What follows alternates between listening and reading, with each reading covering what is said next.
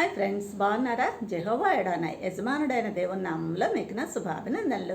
నేటి tongue twister 1 Timothy పత్రికలోని ప్రత్యుపకారము.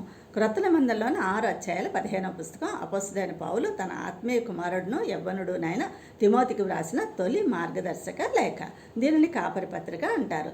62 నుంచి 66 ఏడీలో పౌలు గారు రోమాలో తన మొదటి జైలు శిక్ష నుండి విడుదలైన తర్వాత తన 4వ మిషనరీ జర్నీలో మాసిదోనియాలో ఉన్నప్పుడు వ్రాసారని పండితుల అభిప్రాయం.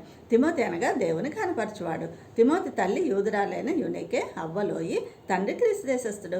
పౌలు గారు తిమోతికి ముందుగా దెస్సలోనిక సంఘాన్ని, పిదప ఎఫెసీ సంఘాన్ని అప్పగించారు. తిమోతి తన విశ్వాసం నిమిత్తము జైలు శిక్ష అనుభవించి విడుదలయ్యారని హెబ్రీ 13:23 బట్టి స్పష్టమవుతుంది. గ్రంథ ఉద్దేశం: తిమోతికి సంఘ క్రమశిక్షణ, నాయకత్వ లక్షణాలు మరియు తప్పుడు బోధల పట్ల హెచ్చరికలు ఇవ్వడమే.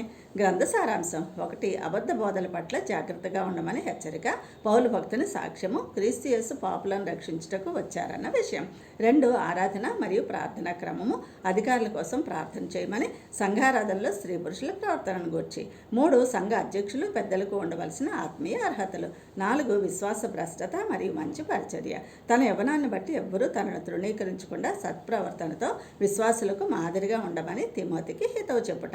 5. వృద్ధులు, విధవరాండ్ర పట్ల ఆదరణ. ఈ పత్రికలోని వివాదాస్పదమైన మాట 5:23. ఇక్కడ కడుపు నొప్పికి మెడిసిన్గా కొంచెం ద్రాక్షారసం తీసుకోమన్నారు, కానీ మద్యం త్రాగమని కాదు సుమండి. 6. దైవభక్తి మరియు తనాశ. సంతుష్టి సహితమైన దైవభక్తి లాభసాధనమని. 3:16లో యేసయ్యను గూర్చిన పద్యం, 6:15-16లో దేవుని గూర్చిన పద్యం హైలైట్స్. నేస్తమా, 6:12 వలె విశ్వాస సంబంధమైన మంచి పోరాటం పోరాడు, నిత్య జీవమును చేపట్టు. నేటి ప్రశ్న: ఆయన సశరీరుడిగా ప్రత్యక్షుడయ్యాను. Reference please. Thank you. God bless you all.